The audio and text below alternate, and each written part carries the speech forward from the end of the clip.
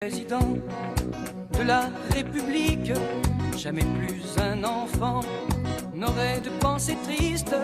Je nommerai bien sûr Mickey Premier ministre de mon gouvernement si j'étais président. Bonjour Marie Mamjoglou, Marie-Dominique, on s'est déjà vu. Bonjour Olivia. Alors voilà un événement qui a fait le buzz quand même, parce qu'il prouve que tout est permis, tous les espoirs sont permis. Oui. On va partir avec vous, Marie Mamjoglou, en Amérique centrale. On va aller au Guatemala, on va découvrir un artiste. C'est quelqu'un qui fait, j'espère, qui fera encore rire, et puis qui est devenu président. Alors là, vous allez nous expliquer comment, parce que c'est quand même une aventure assez incroyable. Ça a fait le buzz, hein. Ah bah oui, c'est pour le moins. Hein. Et dans le monde entier, même Jimmy Morales. Morales, c'est un comique à la base qui est une star de la télévision, connu pour faire des sketchs assez bas de gamme, c'est vrai, totalement inexpérimenté en politique, ou en tout cas très peu. Il s'est présenté à la mairie en 2011, ça n'a pas très bien marché. Et puis là, il est revenu en force, effectivement, il a raflé la mise, 68% quand même des voix. Incroyable, et aujourd'hui, il est président du Guatemala. Mais il a quand même su profiter d'une situation assez intéressante, une situation qui a fait scandale là-bas au Guatemala, une histoire de corruption, évidemment, avec le pouvoir. Ça, c'est vraiment très bien. Donc forcément, lui, il s'est présenté comme un homme intègre, un homme honnête, avec un super slogan, ni voleur, ni corrompu. Donc forcément, ça marche bien, c'est accrocheur. Bon, alors là, contrairement aux apparences, c'est vrai qu'il a quand même pas mal d'atouts qu'il a su justement utiliser intelligemment. Regardez.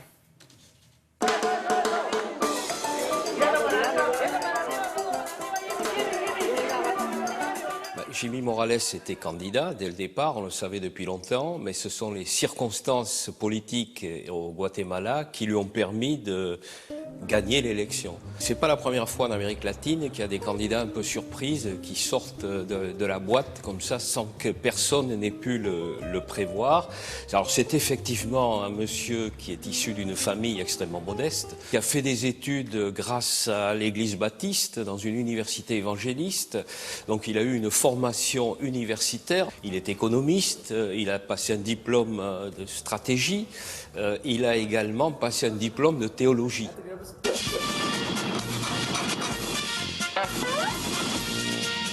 C'est vrai qu'il a été acteur de cinéma, il a tourné dans plus d'une demi-douzaine de films, il avait son programme de clown de télévision qui marchait assez bien, donc c'est un personnage assez complexe. À défaut d'avoir un parti, à défaut d'avoir des relais, les gens le connaissaient à travers ce programme de télévision. Esperáramos lo peor.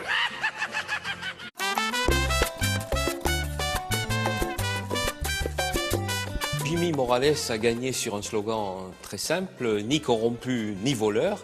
C'est le slogan qu'attendait une majorité de Guatémaltèques qui étaient quelque part un peu écœurés par l'absence de moralité de la classe politique et en particulier du président sortant, de la vice-présidente qui ont les uns après les autres été mis en examen et incarcérés pour avoir participé à un détournement de fonds à partir des douanes du Guatemala. Il a eu une stratégie de conquête du pouvoir, une stratégie de communication. Il a bien compris le discours, les slogans que la population voulait entendre et il a surfé sur ce courant d'opinion. Il n'avait pas besoin de présenter de programme, personne ne lui a demandé pendant la campagne électorale. Tout ce que les Guatémaltèques attendaient, c'est un président qui leur dise « je ne suis pas un voleur, je ne suis pas un corrompu comme les autres ». Et à partir de là, effectivement, ça a fonctionné, il a gagné, mais maintenant, il lui faut gouverner.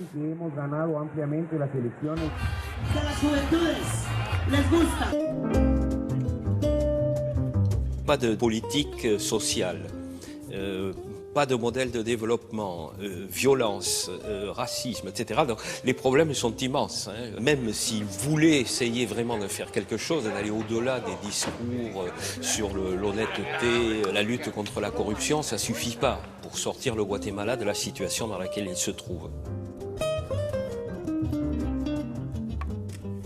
Bon alors Marie, le vrai boulot va commencer dans quelques jours, début janvier. Il va prendre ses fonctions, on va dire, le 14 janvier, donc pendant 4 ans, ça va être le président du Guatemala. Le plus jeune président d'Amérique latine quand même, à 46 ans. Alors c'est vrai qu'il a été élu pour sa personnalité, c'est vrai, il faut le dire, mais aussi pour son programme, bien qu'aujourd'hui il est quand même jugé comme étant pas très applicable sur le plan économique. Ouais. Voilà. Bon, alors on va souhaiter qu'il garde son humour, lui, et puis que les Guatémaltèques réussissent à garder le leur. Voilà. Et qu'il ait cette même popularité dans 4 ans, c'est ça? Il en a pour combien de temps? 4 ans? Pendant 4 ans, ouais. Merci. Alors bonne chance à monsieur Jimmy Morales. Merci Marie-Mame Joglou.